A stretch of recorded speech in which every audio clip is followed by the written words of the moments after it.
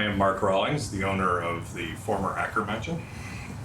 And Mark, how long have you had this house? Going on about 10 years. I was a property developer and bought the property to clean up and ultimately resell. But as it would be, I still have it all these years later.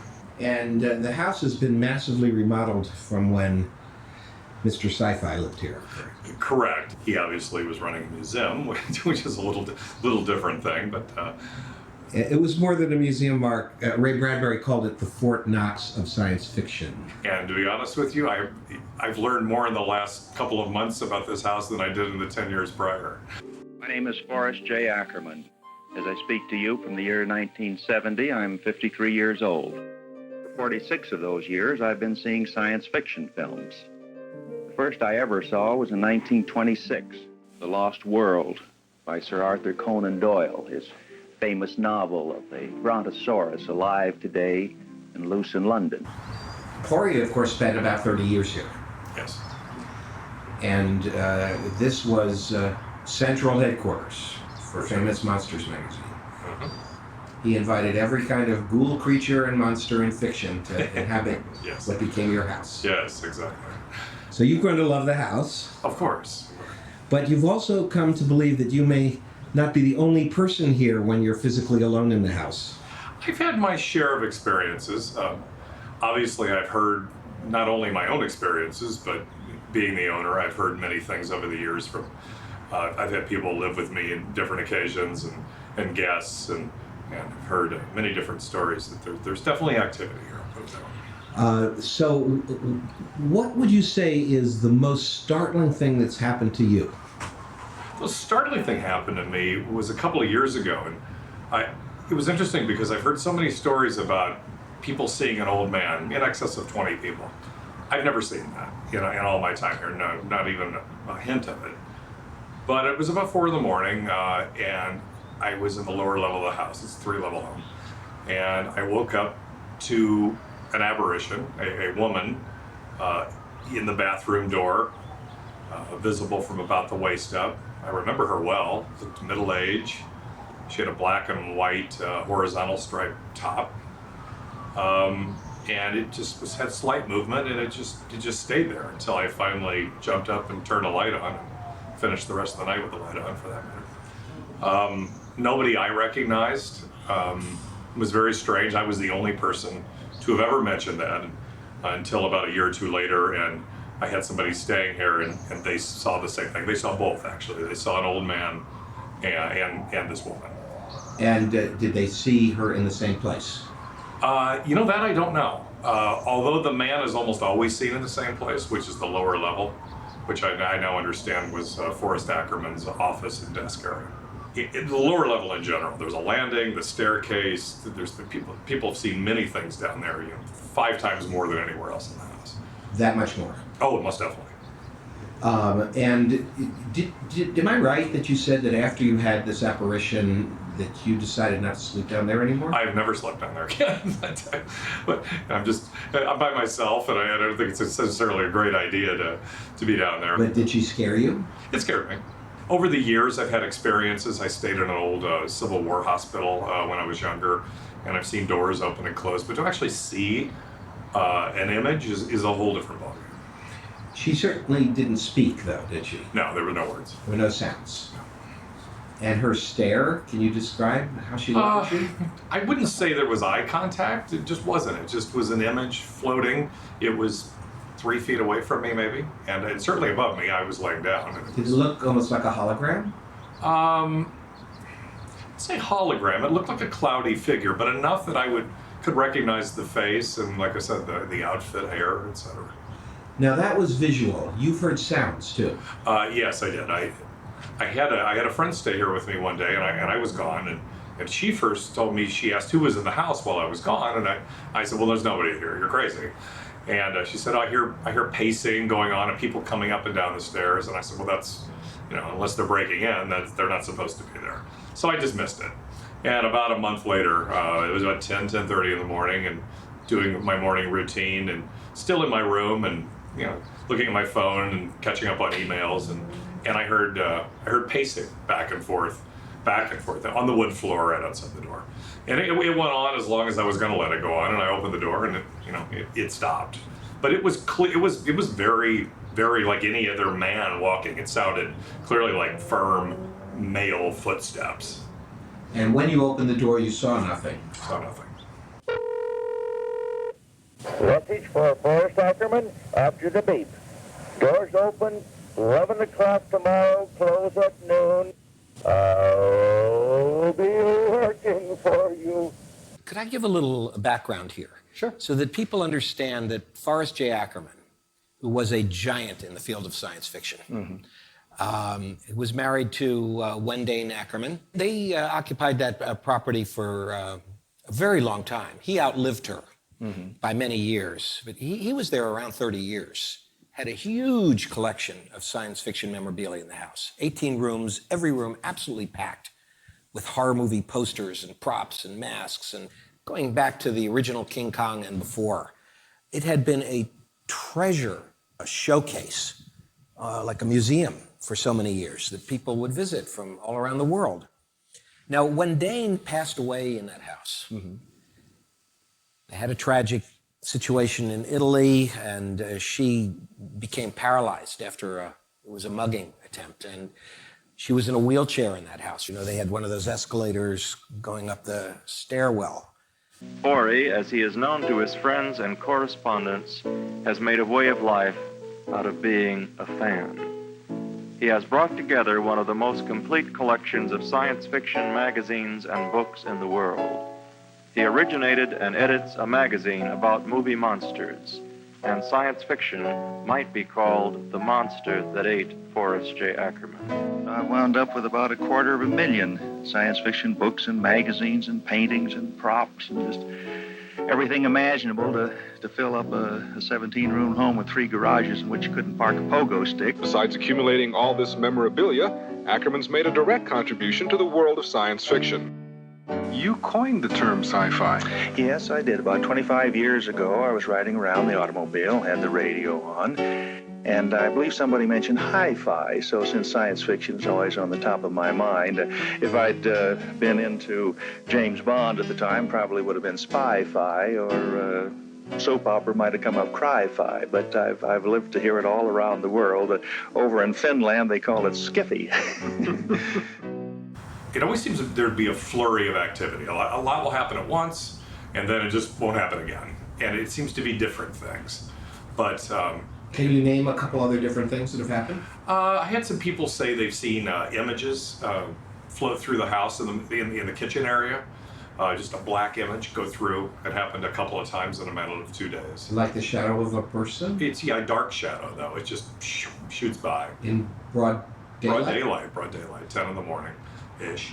And then I had a friend that was living downstairs. He saw one go past him up the stairs. He was a total non-believer until that happened, and that changed that.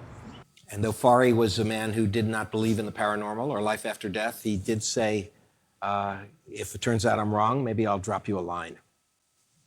And it seemed like a joke at the time, but it's something we all began to take seriously. And there were enough incidents, I was able to make a whole documentary film called The Life After Death Project. They put it on the Sci-Fi Channel. Then I made a sequel. You can find it, out there. It's easy to find.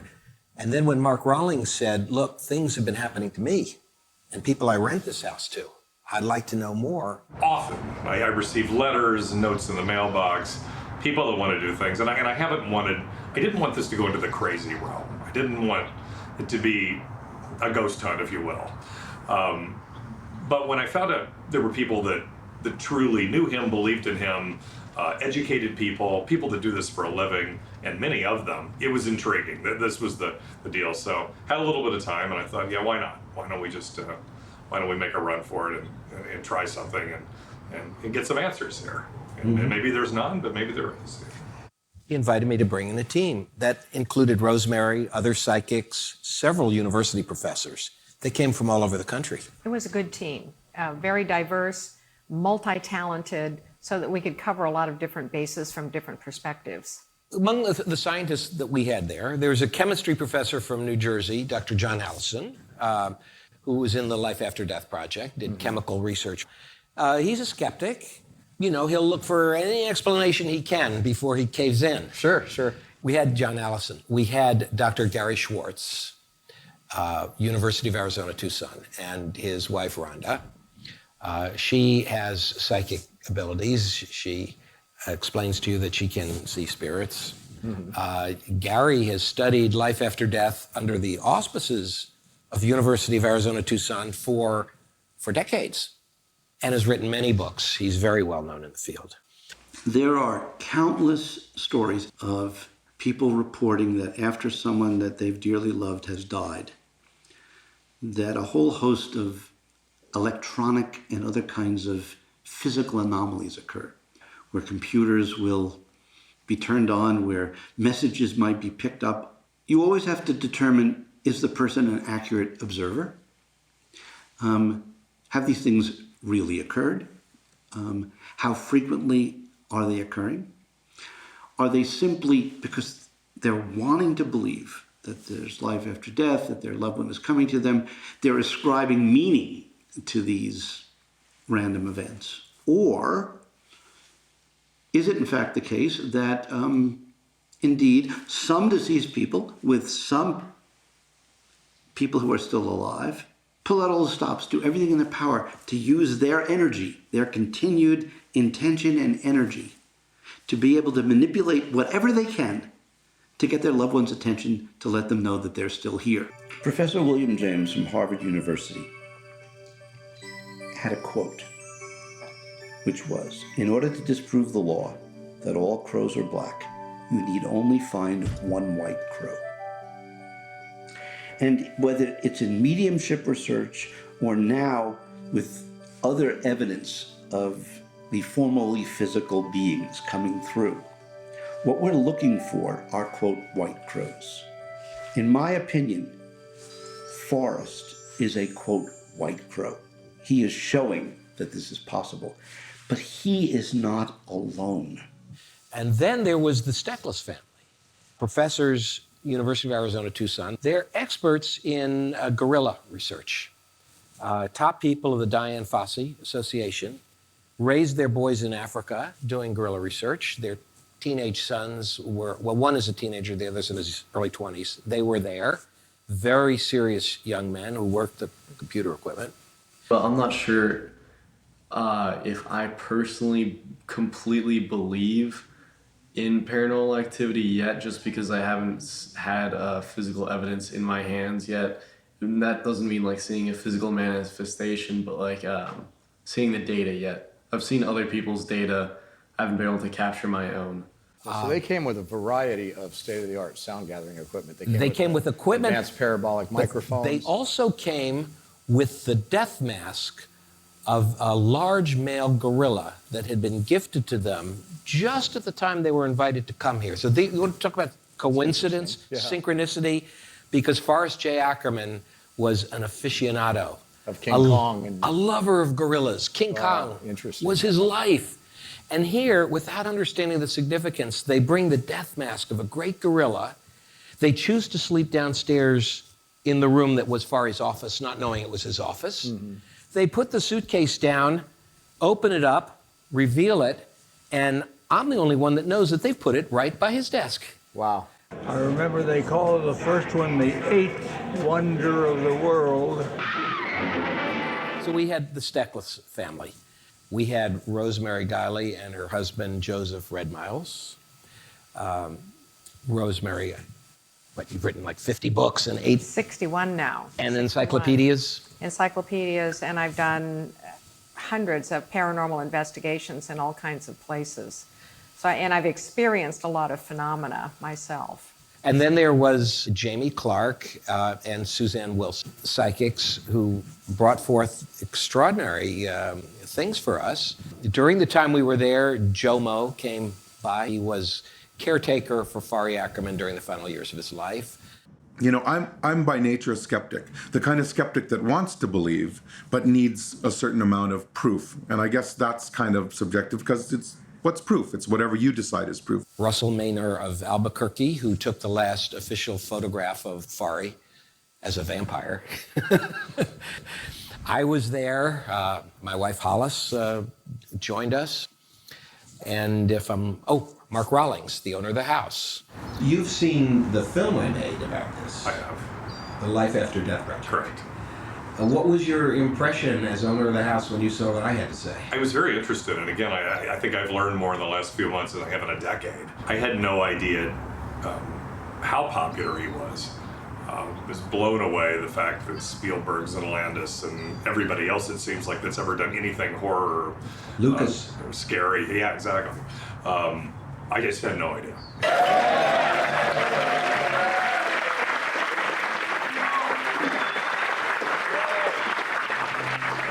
So I've brought about 12 people here. Yes, you have. You've had a chance to meet them. I have.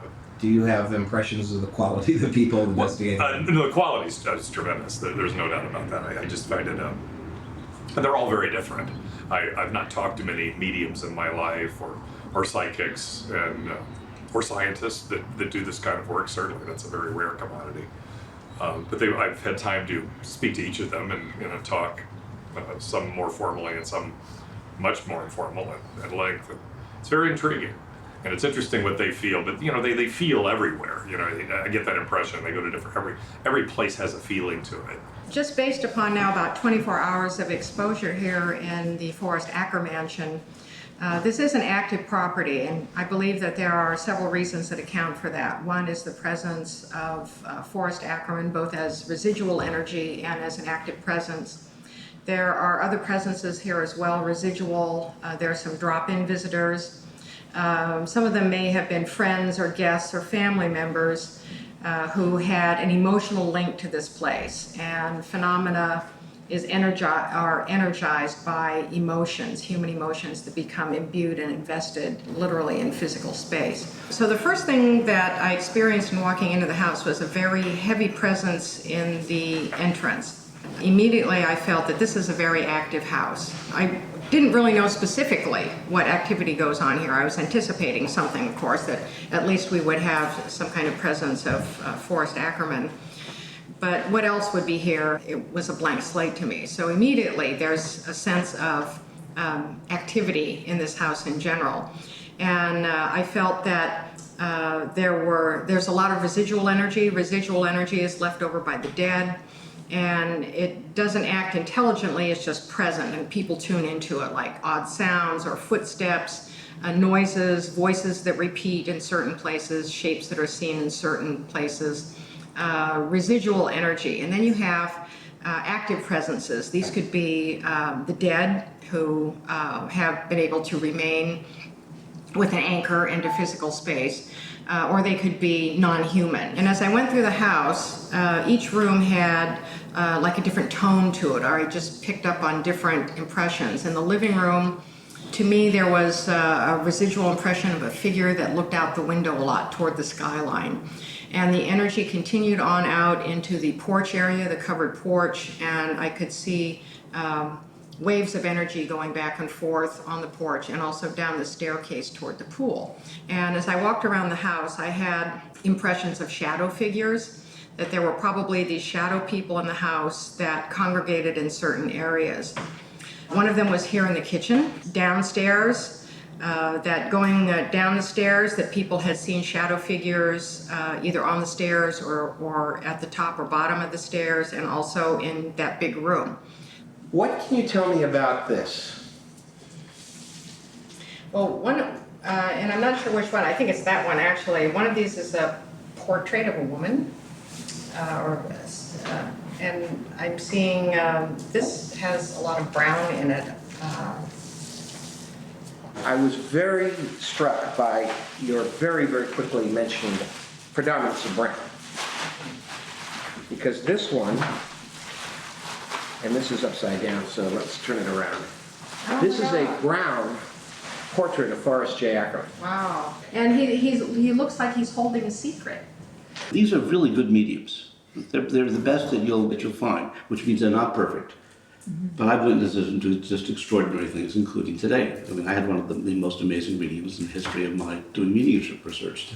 For the record, Gary, how long have you now been doing mediumship research under university auspices? At least for 16 years, and depending upon the account, between 16 and 20 years. Mediums know that under the rigid conditions of our research, that if they're frauds, and we discover that you're cheating, we will expose them. They also know that given these rigid experimental conditions, that if they're not very good at this or they're very nervous about this, they're just going to fail. And we'll share that too. So typically the kind of people who come to us are only people who feel that they have a gift and they care enough to either want to contribute to the research or to have themselves be validated by credible science that they're willing to, quote, sit in the hot seat and be tested.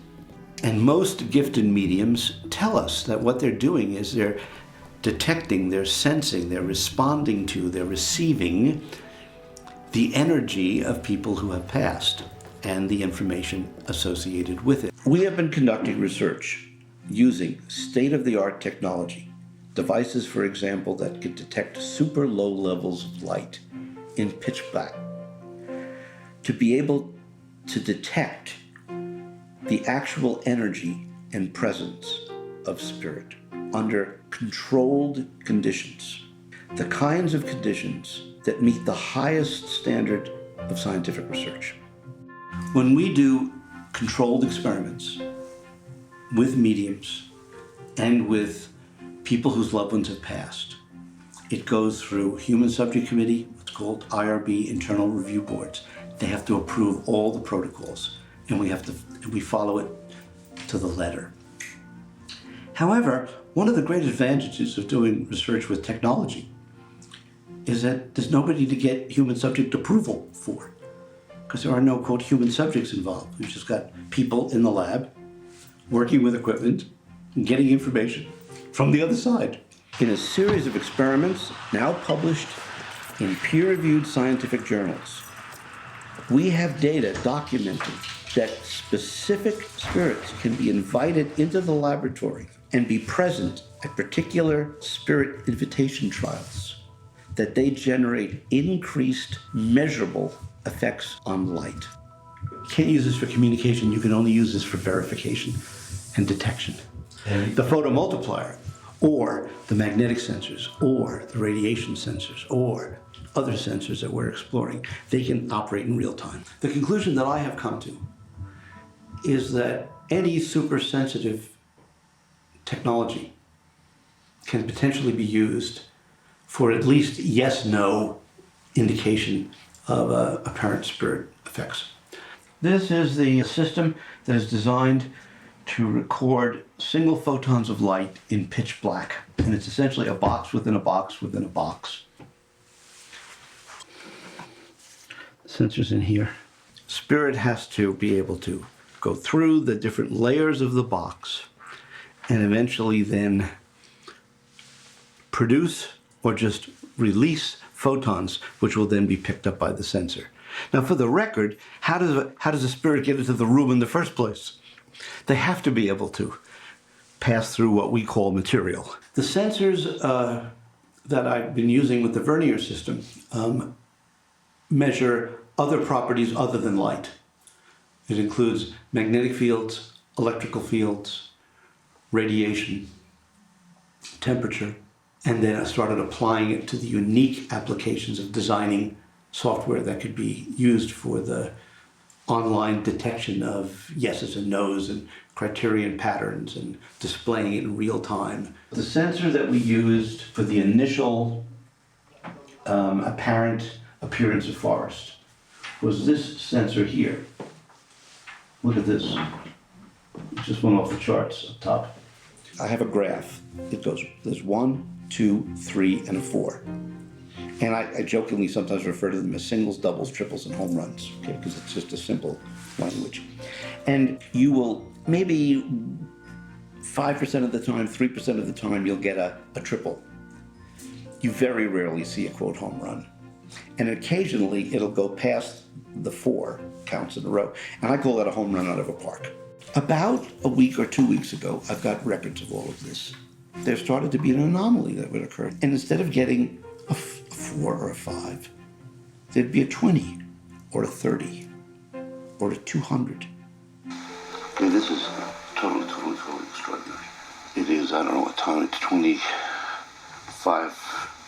after 1 in the morning. I just decided to come in because I was dreaming about a synchronicity related to Forrest. I turned it on, the recorder. As soon as I did, you actually saw this gigantic event occurring. That's one of those huge anomalies. Did you know anything about the history of the house when you moved in? Other than this used to be a museum for like the old horror, films and such, but I didn't really look into it too much into it. I didn't know much about the background either. Did you know who Forrest J. Ackerman was? No. But I mean, I've had a few encounters, I guess you could say, and I mean, they weren't anything, they weren't, I guess you could say, scary or anything to disbelieve. I was kind of shocked more than anything. Can you describe the first of those encounters? It was like 2:30 at night, maybe about a month and a half ago, 2 months, and I was, in my room. I came out to the kitchen, I turned the light on, and I seen a shadow on the wall. When I first noticed it, it looked like it was drifting off that way, so I thought it was someone at the bottom of the stairs. And I seen it followed this trace. Like when I walked in, this is kind of, just the glimpse that I had that I was following. Would it be like the shadow that's being cast right now in a way? Yes, very similar. This room had been Forrest J. Ackerman's office for over 20 years. From here, he had edited many issues of Famous Monsters of Filmland magazine. The room itself had been like a museum, crammed at every inch with memorabilia from the entire history of science fiction, fantasy, and horror, and now no trace of it except memories and perhaps the haunting of a shadowy figure moving across the wall in the middle of the night. And it went down this way, like along this wall, and kind of just disappeared into here. So I originally thought that someone went into the bathroom, and the door was slightly ajar, it wasn't closed all the way. And I went in to scare my friend. I opened the door up and there was no one inside. And I checked, there's a bedroom off to the side here. I checked that room. I mean, there was absolutely no one down here at all. Now my camera is inside Fari Ackerman's former office, pointing at the hall alongside it.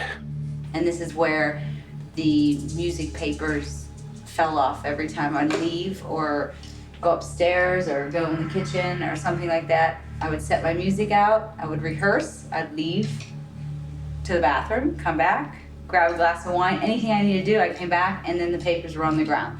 I knew something was down here, I felt it. You feel things, that's it. It's not like I didn't see it, I just felt it. It could be the guy that owned the house or his wife, if they love this house so much, they're probably around here somewhere.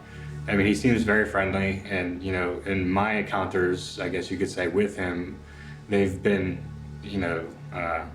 calm. So I don't, happy to share his house, I guess you could say. I had 2 encounters with Forrest when I was buying the property. Very friendly. When he was in the body.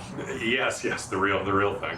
Uh-huh. The second one, he was on a gurney in the kitchen, and he still had a sense of humor. He didn't look too good, but he pulled out and lived several more years after that, which is the good ending to the story. He lived in a smaller house down the block, basically. The mini Acker Mansion, which I never got to visit. I probably should have. Fari, if you were to pick your 5 favorites of the science fiction films of the past, what would they be? Metropolis, Things to Come, War of the Worlds, The Invisible Man and the Time Machine. 2 of them films by George Pal. That's right. He loved the time machine. He sat in that prop, the time machine. And he knows that if you could sit in one place and travel through time, none of the walls are going to remain the same. Lots of them are going to crumble, like ancient Greece and ancient Rome. So the edifice is not the ultimate test. Mm-hmm. The ultimate test is what's in the heart about the meaning of what the master tried to put in that place. He had to give up this home. He didn't want to give up this home. Circumstances forced it. He was forced out 5 years before he died. He had to sell the house. That's right. Last week I had a computer that was sitting on a desk downstairs. I was upstairs, and hours the computer's sitting here in a locked mode, and it just comes on and starts playing some sort of audio. I should have paid more attention to it, but it's never done that. It's just I find that very strange with all this activity going on. And clearly, the communication is electronic because it's electrical. You should maybe have paid a little more attention to what the song was that was playing. I should. But I'm learning. This has been a crash course on It such matters. wasn't Monster Mash. Yeah, it was not the Monster Mash. Definitely not. Is the fact that this house was filled, every room, every wall, from top to bottom, with this kind of material, did this attract these entities? And if so, why are they showing up after he's passed and he never saw them? It would attract, all of these things would attract spirit influences, and it's well documented, and I've done research on it and even a book on it with John Zaffis on attachments to objects, especially masks. Masks, in their purest sense, a mask is intended to house a spirit. And so even when it's been worn in a film or a television program, that mask is embodying the spirit essence of something. And so spirits resonating with that can come and reside in the mask. They can attach to objects. So whether or not a person is able to experience all this depends a lot on their own energy fields. I mean, their beliefs certainly have something to do with it, although skeptics and atheists and agnostics get shocked all the time by experiences. Or he may have had just an envelope of energy around him that kept a lot of this out of his perception. Didn't mean it wasn't here. It was just not within his radar. You know, it was all under his radar. Or if he experienced it, he might not have really acknowledged it as such to himself. Mark, you have a dog named Jake. Correct. And he has an opinion about this too. He's had his moments. He's an older Jack Russell. He's very alert still, but he seems to have some issues sometimes. Like animals do, where they're staring at something. I had some friends with me one time, and they said he clearly just got kicked because he yelped. He was staring at something, and the impression the people I was with felt that he was whatever was there didn't like that he could identify that they were there.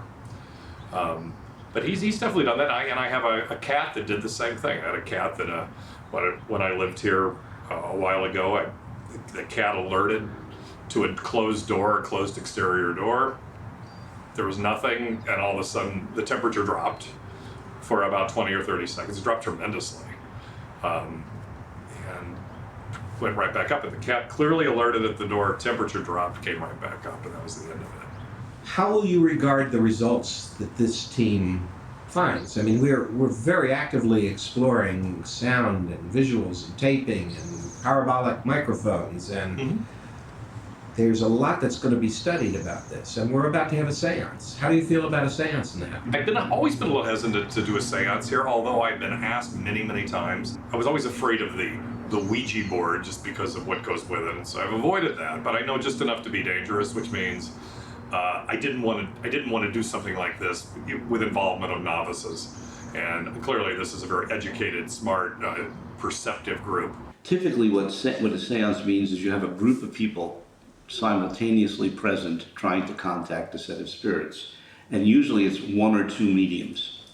So we're going to have two professional mediums and one a research medium, i.e. Rhonda. So there'll be three people who see spirit and do this present. And we're going to have the rest of us who do not, who are observers and collecting various kinds of data. When people come along and contradict me, who have had no experience at all, read little and perhaps never been to a seance, you can imagine that I don't take their opposition very seriously. When I talk on this subject, I'm not talking about what I believe. I'm not talking about what I think. I'm talking about what I know. There's an enormous difference, believe me, between believing a thing and knowing a thing. I'm talking about things that I've handled, that I've seen, that I've heard with my own ears. And always, mind you, in the presence of witnesses. We're going to try and get some kind of phenomenon or anomalies on video or on audio and try to get evidence that way. Now, you're here with your parents. Yes. It's a family of four. Yes, it is. Tell me about your dad and mom and what they do. My mom and dad, they have done a lot with gorillas in Africa. My dad was director of the Dian Fossey Gorilla Fund for a long, long time. We would go and live in Africa with them for many, many years. They were also involved in making the Peter Jackson King Kong by giving them vocalizations of actual gorillas. You actually brought a death mask of a gorilla with you. Yes, we Tell me did. about that. The death mask is by Carl Akeley, who was a very famous hunter way back in the day in about 1910. He went on a hunting expedition to the mountains of Rwanda and shot a few mountain gorillas there. And then he created what they call a death mask in the field, and we have one, which is incredible. It's a huge piece of history. That was created in 1910. It was actually in the museum for a time. And About when did this come into the family's possession? Like a few weeks ago, 2-3 weeks ago. So maybe after they knew they were going to participate in this project.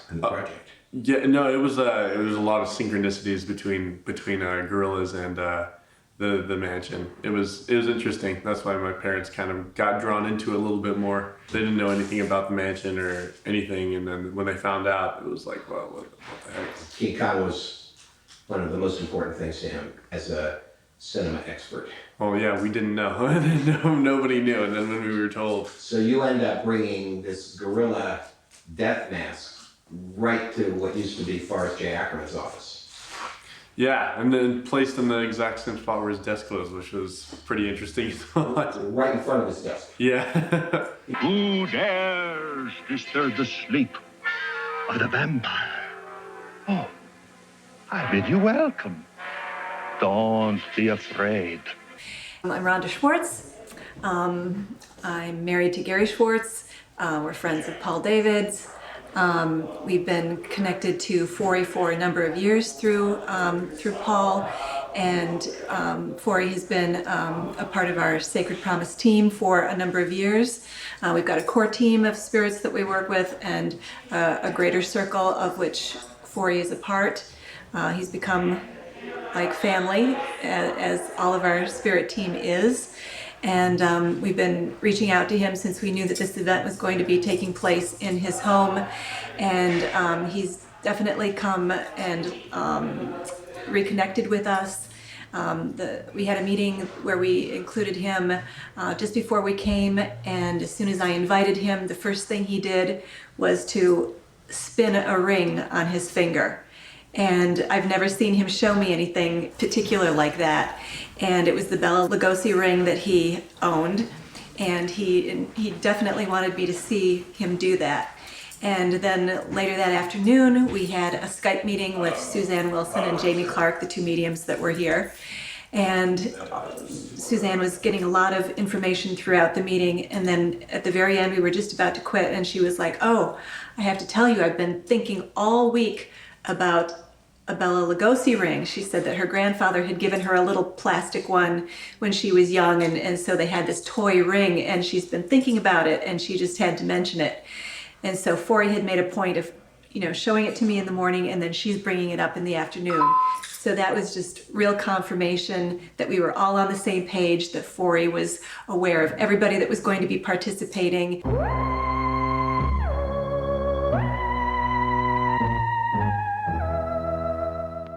My name's Jamie Clark. I'm a psychic medium, and I'm from Phoenix, Arizona. I'm honored to be a part of this study. So, I'm very organized.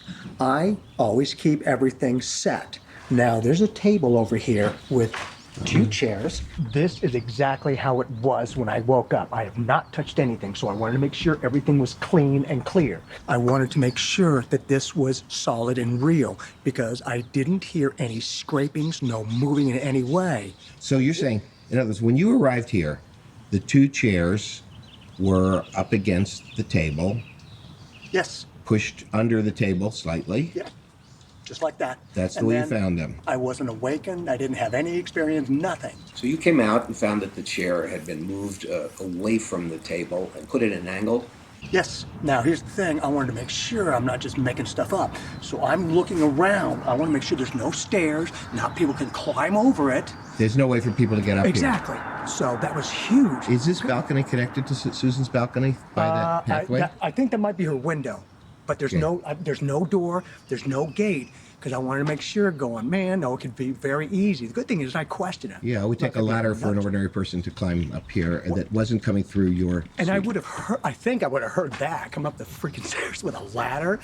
I didn't hear anything. So what shocked you was the fact that the chair is pulled out. Not only that, as I come out, I'm like, what's happening? And Mr. Ackerman is sitting there. In that chair? In that chair, energy-wise. Just very casually.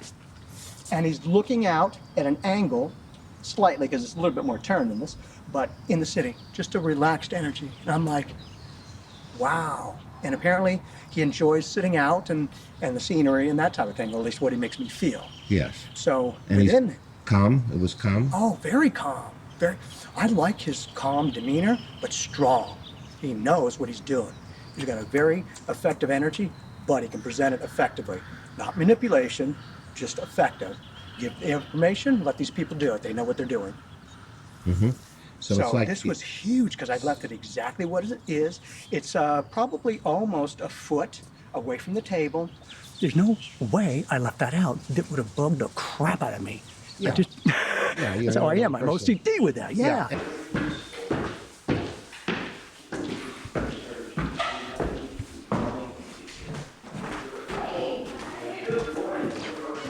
Dr. John Allison from the College of New Jersey. What do you teach there, John? I teach forensic chemistry.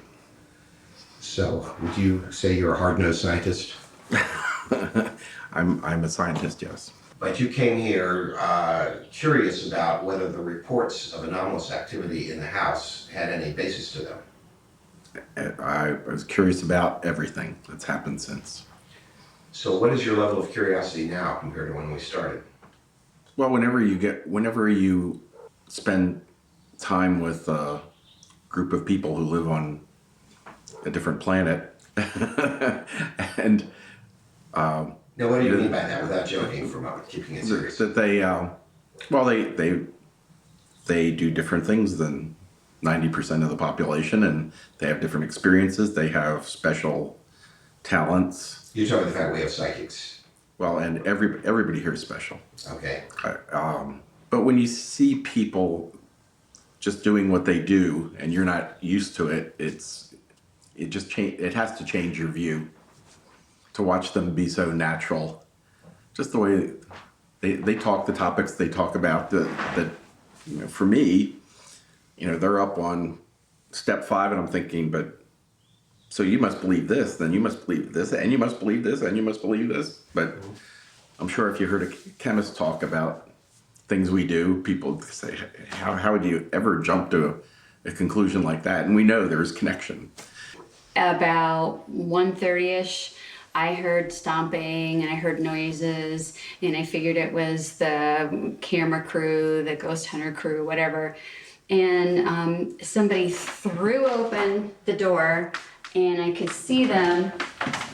They came here and they stood just like this and looked at me, and I couldn't make out any features at all. All I could see was just a dark figure, but they were fully formed, multidimensional. They weren't like flat or an apparition or anything like that. It was a person. And because these hall lights were on, they were backlit, so I couldn't see the face. And I was like, what? And then they just kind of backed away, closed the door, and left. So I thought, oh, no big deal. The ghost hunters just didn't know somebody was in that room. Later on, probably about 2:30, there were 3 visits, all between 1 and 3. This is like 2:30ish. It happens again. And let me just say that the ones you're calling ghost hunters were the crew working for Ron James Productions, who he's not a ghost hunter, but he came here to document the experience that we're undergoing investigating the house. Yeah, so I knew they had equipment. I knew they were walking around. They were all gone before 2:30 is the question. And I didn't know that. The camera crew was completely gone.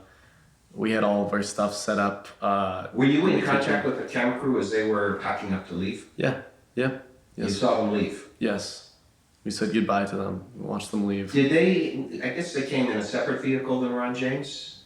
Did they, or they all came together? You know, I'm not they came in separate vehicles, they did. And they had equipment to pack up and pack into their vehicle? Yeah. And then they're gone? Yep. So when the door flung open again and somebody came in and they stood right about here, this time I sat up and I was like, what? And they just backed away and closed the door. And I had half a mind to get up, get dressed, and go, you know, tell somebody off, like stop coming in the room. And then I thought, no, just you're tired, stay in bed. There's more than one person. They just didn't like connect with each other and tell each other, don't go in that room. I thought, No lock on the door that works? the lock doesn't work, unfortunately. Then, a little before 3, this one really got to me. The door flings open, somebody comes in, and they're holding something in their hand, like a flashlight or a light, and it has a red beam of light coming out of it, and they sweep across the bed like this, hit me in the face, and sweep all the way across. And this time I don't even remember what I said, and then they backed up and left, and I thought, boy, this better be over. And this is a phenomenon that's been well documented in the paranormal, bedroom invasions by these shadow people. Now, what none of us knew at the time, and we did not know until after everyone was gone from the investigation, was that I had a laser pointer in my computer bag, which was downstairs in the bedroom that my husband and I were sleeping in. One of the rooms where the apparition of the woman was seen by the owner of the house. Now, do you always carry a laser pointer in I your do. computer bag? I Because you do give a lot of because presentations. PowerPoint. Sure. I use it for PowerPoint, and right after we departed from the mansion, we drove out to Joshua Tree, where I was presenting at a conference out there. And so I went into my computer bag to get my laser pointer, and it was gone. So I thought, well, it must have fallen out of my computer bag. It's got to still be back at the mansion. And I got hold of Paul. And I went down to the room, got down on the floor, on the bed from both sides. There was no laser pointer, and it's still missing. So we're wondering, was that the laser pointer? Because these beings are capable of moving objects. And sometimes in haunted places, objects go missing, they get moved around, they disappear, sometimes they don't come back. When she had multiple people coming into her room and red laser beams being pointed at her. I mean, it sounded like, to me, like some sort of security operation. You know, people breaking into your room and shining lights on you, but people don't, I mean, who would use a laser pointer? You know, it's not the grocery store, you're not being scanned. Laser pointers don't provide much light, you don't use it as a flashlight. If there were a human physical intruder here. Whenever a door opens, even a door to a patio, you hear the bing bing. There's a beep. Yeah, in the whole house, wherever you are. My immediate impression was that people who sleep in that bedroom are visited at night, and she had some very dramatic visitations. Didn't you in fact write that prediction down about that bedroom in your notes yesterday afternoon? I did, and in fact I did ask Mark about it yesterday. I had an opportunity to talk to Mark, and I did. Mark Rollins, the owner of the house. Mark Rollins, the owner, and I did validate with him a lot of my initial impressions of what I sensed in various locations in the house. I sat up, turned on the lights. I got on my phone and started looking for hotel reservations, thinking whoever these people are that are doing work in this house are really rude and disrespectful. I even emailed Gary Schwartz, letting him know what had happened, because I wanted to honor the work and continue this, but there's no way I'm going to sleep with a bunch of yahoos that just walk in the room with their equipment or whatever. This morning when I came down at 9 o'clock and I started to explain how this was inappropriate, that's when I found out that those guys had left hours before. My take on it, my interpretation is that this was a trickster entity, one of the non-human visitors to this property, that was mimicking one of the film crew as a way of just kind of fooling around with Suzanne. Usually they don't have features. They're solid black. They seem to be real, flesh and blood, because they will block out objects and light behind them. And when they are observed, they will depart. Sometimes they vanish. Sometimes they go out the way they came in. They're shapeshifters. You know, a lot of people hearing that story just simply wouldn't believe it. They'd look at what the facts were. That there's nobody human in the house that could have done that. And you don't have a laser pointer? Nope. And it was not you that went out there? It was not me. And nor your brother or your father or your mother? Nope. So you've heard the story of what happened Wednesday night. I did hear that yesterday morning, yes. What is your response and reaction to it? I don't know how to account for it personally. You know, as I was just saying, we don't have any equipment that would, you know, include a red laser light. I did not see or hear any of these phenomena that were described yesterday morning. The knocking on the door, I didn't see any figures or anything. Of course, I was downstairs the whole time, I wouldn't have. But you know what, I might have heard noises. What was the knocking on the door? Well, as I recall, Suzanne mentioned that there had been a series of knocks before, at one point before something came into her room. And last night, during the evening, the whole group of us went to... The Magic Castle. Okay, we had dinner there. Yes. We saw a couple shows. Mm-hmm. But by midnight, I think all that were staying in the house for the night were back in the house.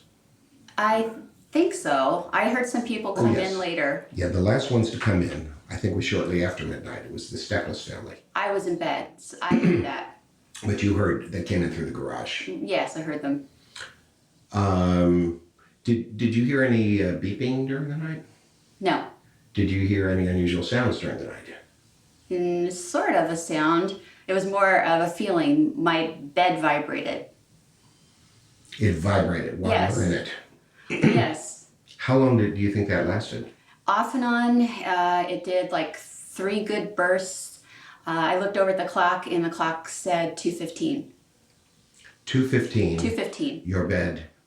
It was like it was from the inside out, like something started in the middle of the bed and kind of, I thought, am I feeling that? No. And it just spread out, and then it rose to the top of the bed, and then it was just vibrating and stopped. And I thought, is this one of those famous California earthquakes? And I'll go back to sleep. A few seconds later, again, and then it stopped, and a few seconds later, again. And how many times did that repeat? 3 times. Starting at 2:15. Well, I looked at the clock at 2:15. After it was over, I thought, okay, we're supposed to be having diaries. Look at the clock, and it was 2:15. All right, but you didn't get to write that down at that time. No. And then when do you I put the covers over my head at that time. When do you think it happened again? It was all in a succession. That was the 3rd time. She does say that she had an anomaly starting at about 2:15 in the morning. It was enough of a vibration of the bed to make her wonder if we'd had an earthquake. Your bed didn't vibrate? No. No earthquake? No. Well, will you join us now for our seance? Let's go to the seance.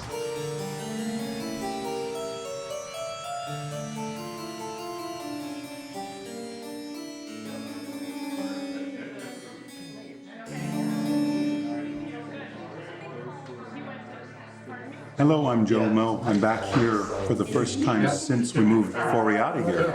And it's a very strange experience. It's as if you've come home and someone's rearranged all your furniture. Don't know what we're in for. Didn't know when I walked in the door, but I'm game. I lived here about 6 years, 6 or 7 years with Forey.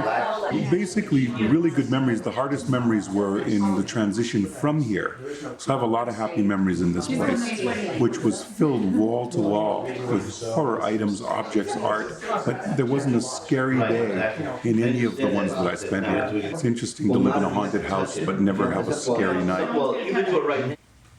I met Forrest J. Ackerman when I was 13. I was his friend and he was my friend throughout his life to his dying day at age 92. My respect for Forey and his achievements and his contribution was always there from the beginning.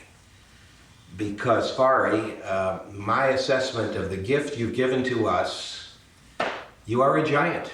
You always were a giant. Even if you didn't know it, you passed away in 2008, it's now 2015, and none of this respect for you has diminished. I'm going to be the master of ceremonies, making this an opportunity for those spirits, plus others, to have an opportunity to come through, but I don't prejudge anything here. For me, it's all what is received from Spirit. I am operating under the premise that we have extraordinary evidence, initially revealed in a documentary produced by the Davids, plus many other phenomena that have happened since then, all of which point to the continued involvement of Mr. Ackerman, Forrest J. Ackerman, aka Forry, in the lives of people that he loved. So in the same way that I brought two mediums to the documentary, which provided very strong evidence, Jamie and Suzanne are clearly in that quote league. Let me say something else. I didn't say this before. The two of them have not seen the documentary. The two of them had not seen the trailer. The two of them wanted to be completely blind to this content because it would make them more valid in terms of doing this kind of work, and I trust them. They have earned my trust. The other thing is, I can't put myself aside and just be a receiver if I know things. I start weighing and valuing. So it's not just show-offy stuff, it's how we work.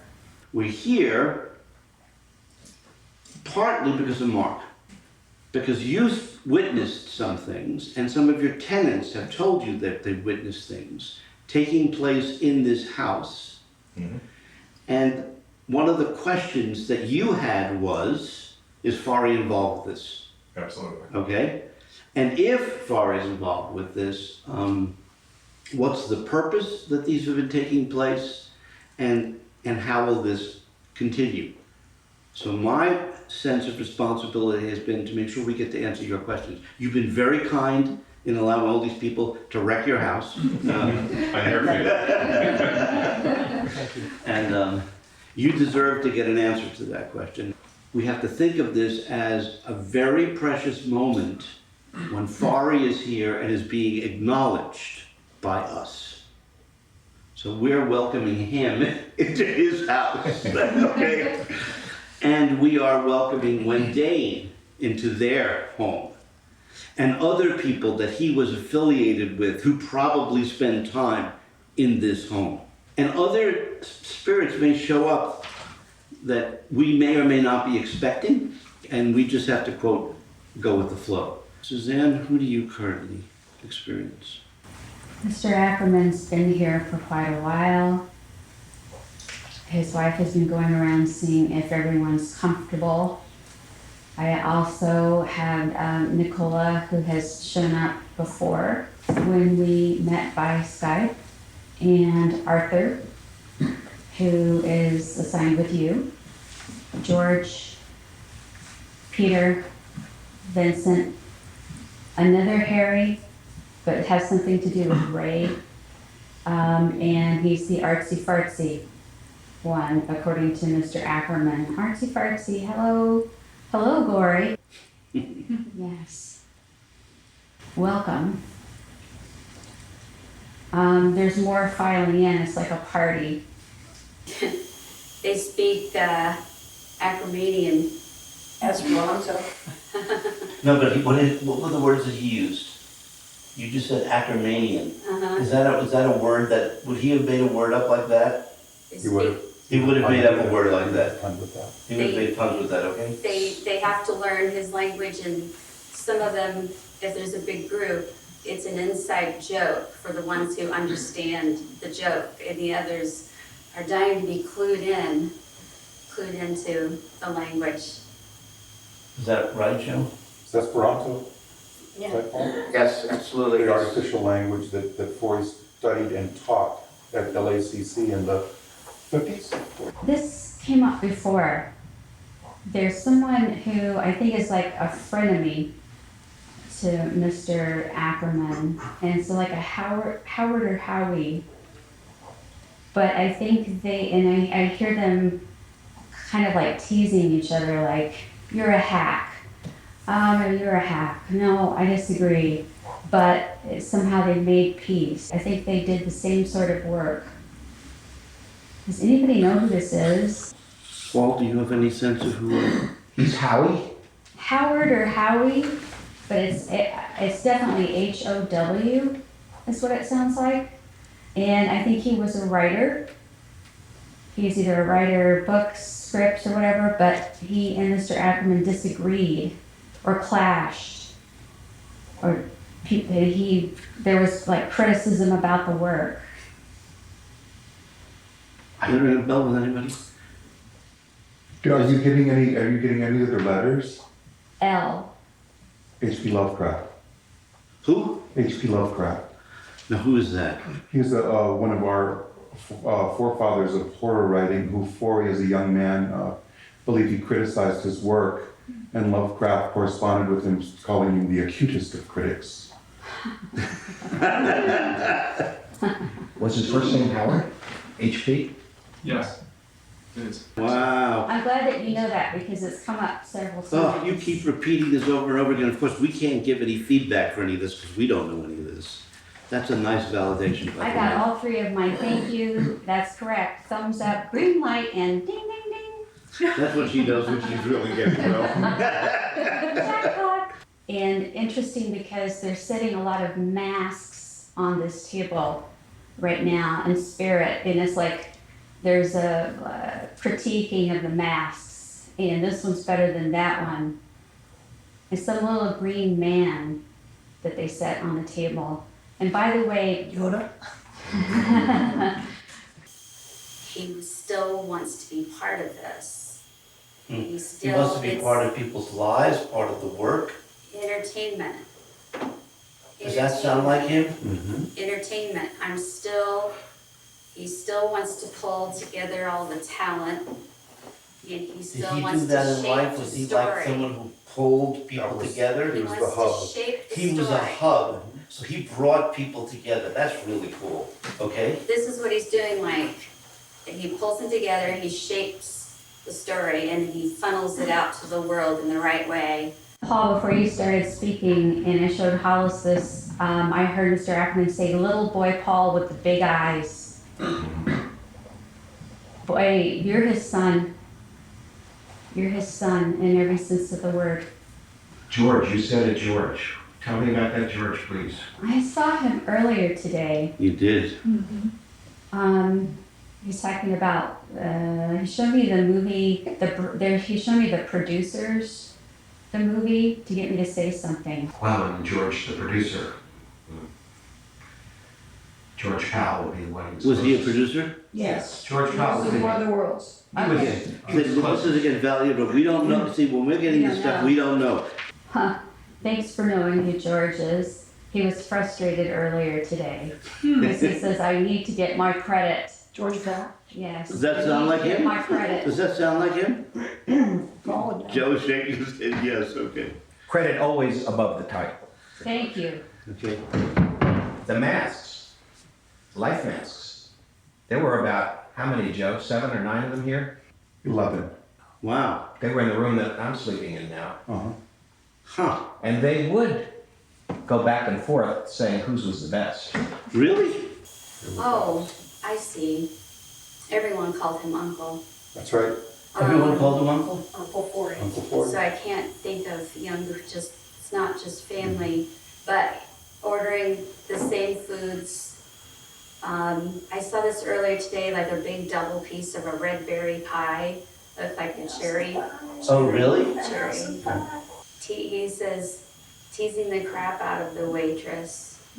Did he do that? Flirt. Did he? Constant flirt. Constant flirt. Joking. Yeah. Okay. And they loved him. They took care of him They the did? day he died. Yep. They came up the hill from the They restaurant and heard clipped his it nails. all, but they wanted to hear it all again. So he would tell the same old stories and they would be happy to hear We that. would number him. Count 35. Okay.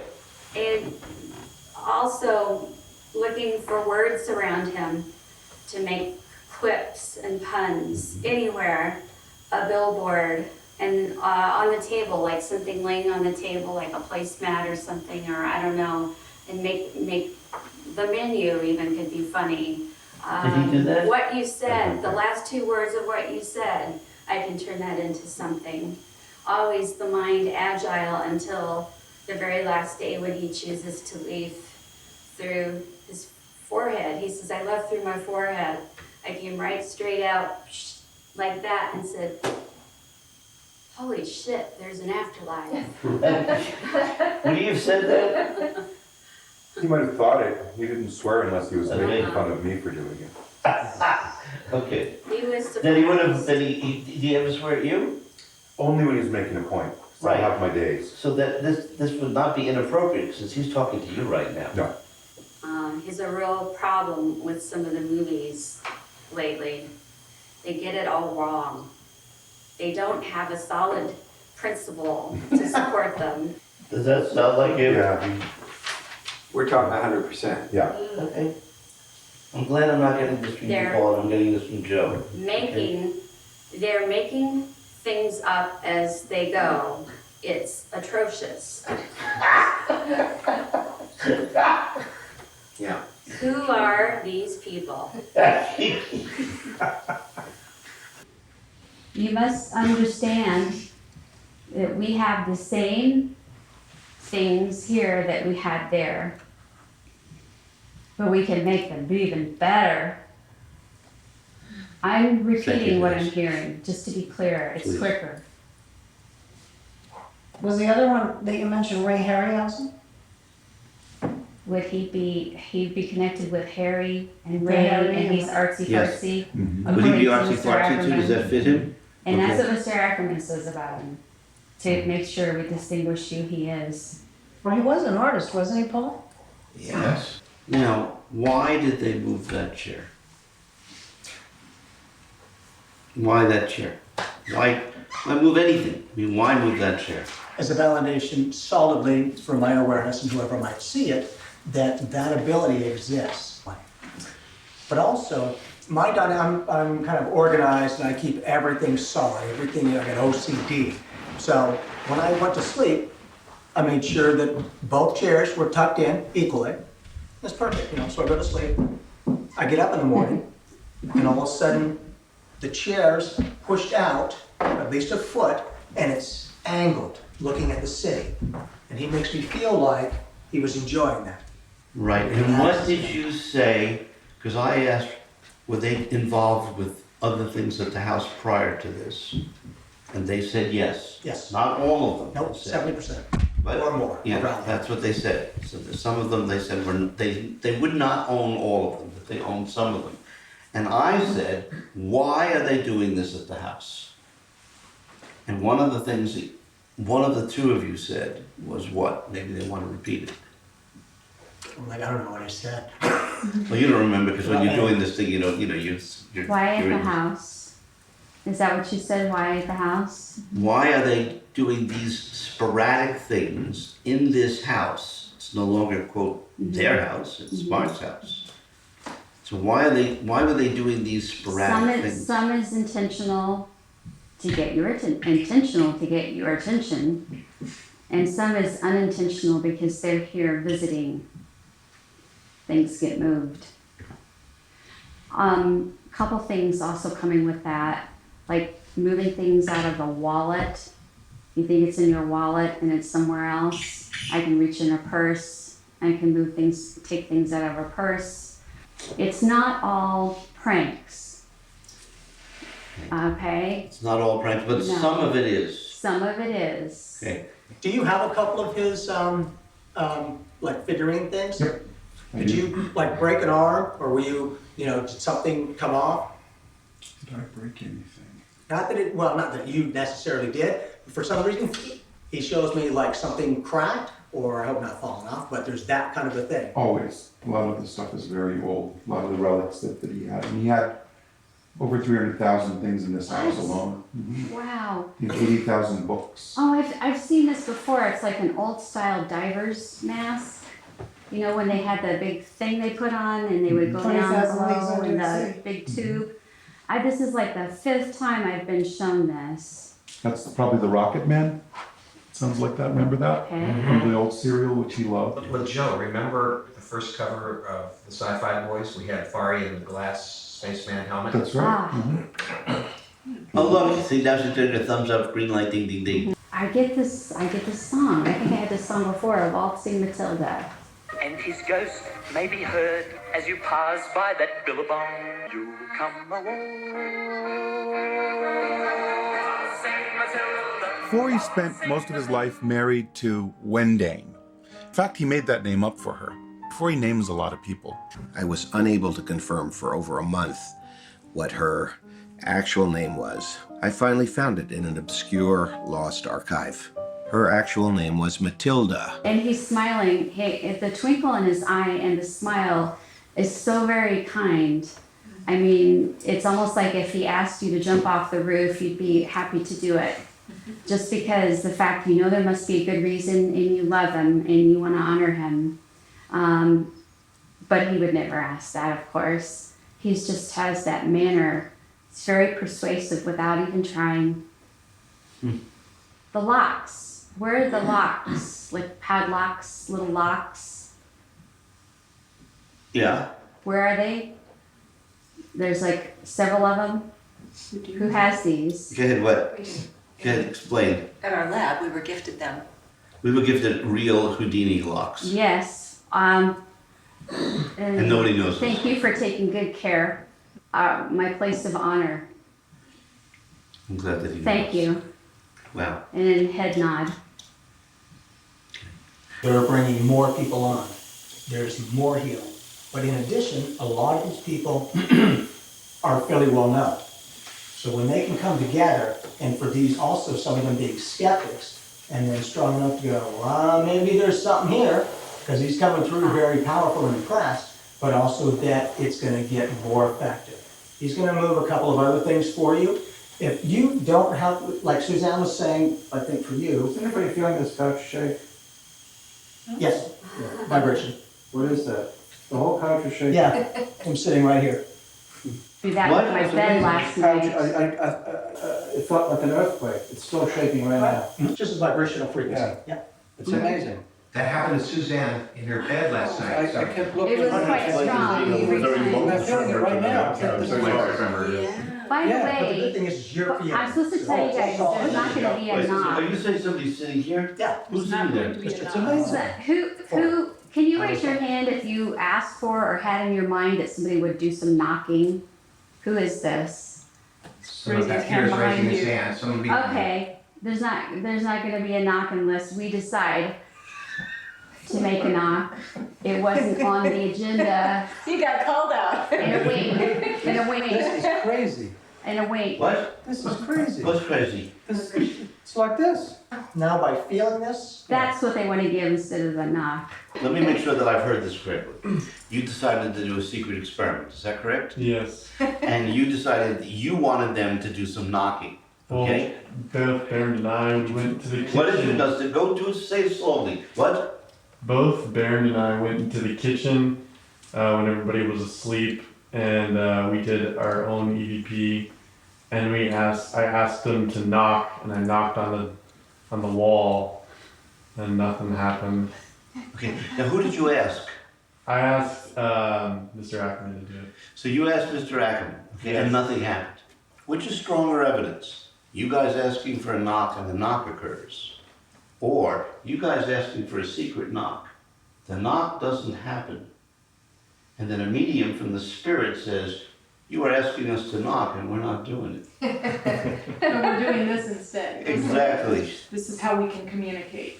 What's Florence, or I think in Italy they call it Firenze, Firenze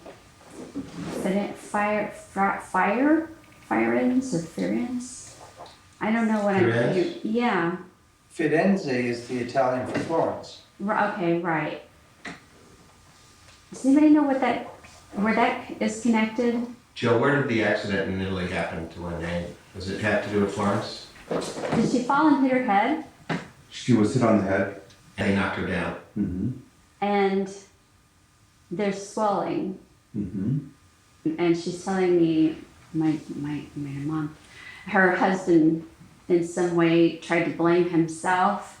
Do you guys understand this? I totally understand. Absolutely. So that's all. I thought I heard some that's all- language in there too, did I? And boy did he blame himself. Yeah. Oh, really? German. Boy did he blame himself. I understood several German words. And she's, yeah, Wendy's German. I knew that. I heard that yesterday that she was German. That is. But you were actually hearing saying some German Well, words that you she'll recognize. do that for me. She'll do that for me because I can understand them. But she says, because of me, he decided not to live to 100. Otherwise, and then she shakes her head. So he would. He was tired of being without her, and he was tired. Yeah, he decided to die. Yes. Corey was in complete control. Yes. That's why I'm asking. He's talking about the Last Supper, and he's knowing it's coming. He's made a decision, and he's acting like he's going to just like turn off the TV or something, pull the plug on the TV type of thing. Like he's just deciding that's it, and it's going to be black. He's showing me maybe I'll be in the stars. I'll float to the stars, and I'll cease to exist. And it's not like that at all. It's beautiful. Does anyone have any other questions for Suzanne or Jamie of Vari or anyone else? I'm going to go here. Thank you for your kindness. Which one? Thank you for your kindness. Which one takes responsibility for making this couch They love you. move? Because that was amazing. Yeah. It was not something that I expected, Right. asked for, but it was clearly, there was no imagination involved. The couch was moving. Right. That's why I turned to you and said, "Do you feeling this move?" Yeah, exactly. It was just, But it needed to be him to go, we're not saying anything, he's feeling it on his own. We're not touching it. That's the point. For the scientific so explanation. they are taking responsibility, not anyone. Well, who was doing it? Anyone specific or is there a group? No, it's a little bit of a group, but Mr. Ackerman gets Forey gets the main credit. Because he's Forey been was sitting sitting here. He was sitting So- here. But That- why? But I'm wondering why me? I'm not trying to be self-centered here. I'm just curious. I mean, Because you need the validation. And it has to be right in front of your face. Tell them thank you. You just did. Yeah. Excellent. By the way, Because- he picked the right person to hit over the head metaphorically with an experience. You did. Yeah, because you are a lughead. You did. And I mean this in the terror Yeah. affection, in great admiration, okay? But we do need to be hit sometimes for you to accept the obvious. What was amazing about, sorry, but I'm just going to say that what was amazing about the whole experience was, first of all, it was as real as anything I could possibly imagine, right? It was, I thought we were having a minor earthquake, we're in California, I kept looking over here to see if you were shaking your leg like this, and you weren't, you were dead still with your legs. Nobody was shaking If your legs. this is a micro right? tremor, there'd be more Yeah. couches would This- also be vibrating, okay? This was completely real and noticeable. It was not like, ooh, and for a while, off and on for a while. That's the first thing. But when I asked you, are you feeling this? You acted as though it was, yeah, this is perfectly normal. Of course it is. Right, and that's why I said then it had to be for me, without sounding selfish about it, right? Because why else? You would just give it a gift. Nobody else was seeing it You or would just noticing give it. it, he was sitting next to you apparently, Wow. To shake you up. to shake Well, he you did. up. He did. Literally, yeah. He did. The bed was vibrating. 2:15 a.m. Suzanne, I do have a question. Wait, one second. Ever since I connected with Mrs. Ackerman, I keep seeing like a big bowl, and it's got a fruit salad, it looks like, in it. What is the significance of this? Because she's holding it in her hands, guys. Joe, please. She was that was her form of entertainment, feeding people. She loved her kitchen. Did you make fruit salads? Always. The way that I see this house energetically, it's like it's a great big bright torchlight. And things are gonna be drawn in. But nothing really harmful can be here. It just won't happen. When I look out the windows, I can see spirit walking all over the place. Rosemary said very similar things. When you get independent verification like that, that's worth paying attention. When we had the seance on Thursday night, you had to unfortunately leave Thursday morning. But there were about 10 people there, with Suzanne Wilson leading the way and Jamie Clark, another psychic there. And we were just astonished. The three of you are sitting in the couch Yes. Last night, we all saw This couch. what happened to your father, Barrington Wolf. Yep. Yes. Now, Barrett, you were sitting behind the couch. Yeah. And your dad at one point asked you to touch the couch to feel the vibration. Yeah. What did you feel? It was vibrating. I mean, it really was. I tried to feel it at other moments when like him or Jamie, who was also sitting on the couch, was moving, just to see if it was them shaking it, and it felt different. Like you can still shake this couch, but it was like constant vibration. And I could see it vibrating from behind. You could actually. Was it going this fast? Faster or It slower? was faster. It was actually vibrating. It was like Faster a than pretty this? fast like shake. Yeah. Faster than this. Yeah. You could actually see the back of the couch vibrating when you were sitting in that chair. Yeah. You could see it. Yes. That's really uncanny. Last night, and the couch was really dramatic because it was caught on film when it happened. And your father's reaction of absolute stunned surprise, because I had interviewed him in the afternoon, and of course he's looking for a rational explanation for everything. And even when we talked about Suzanne and intrusion into her bedroom 3 times with a red laser, by people who couldn't have been here. He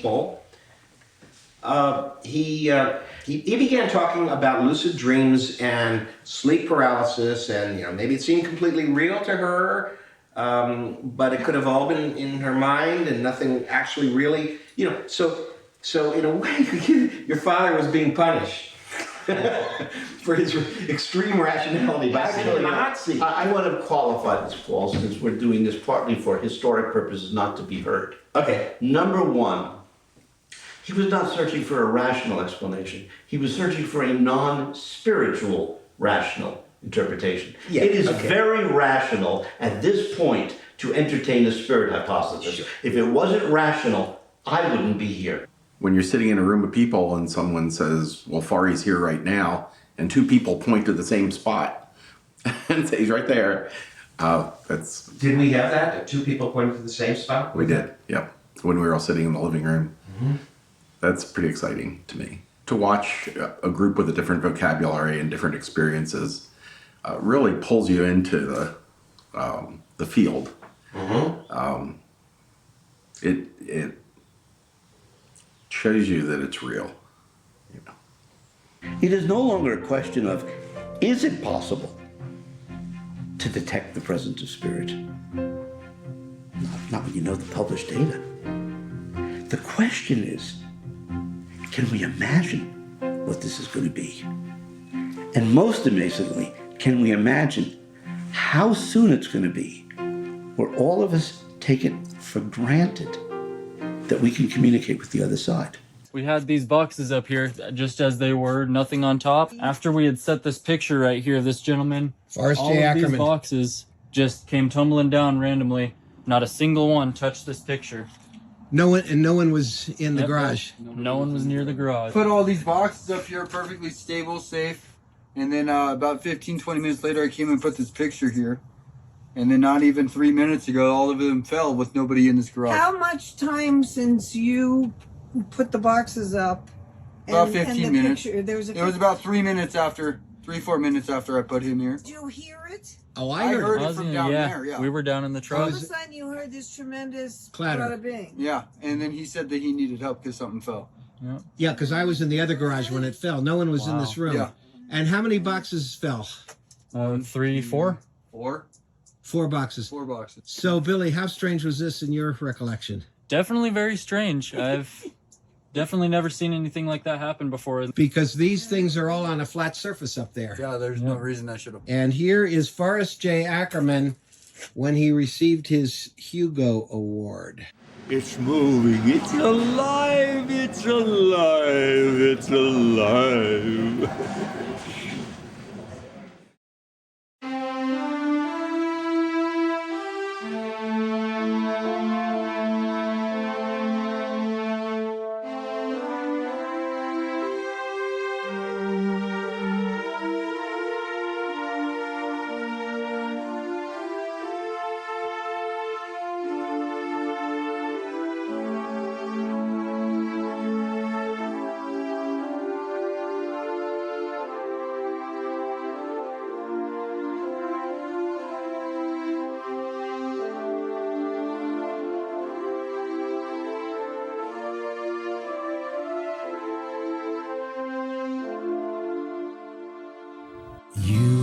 sparked a dream,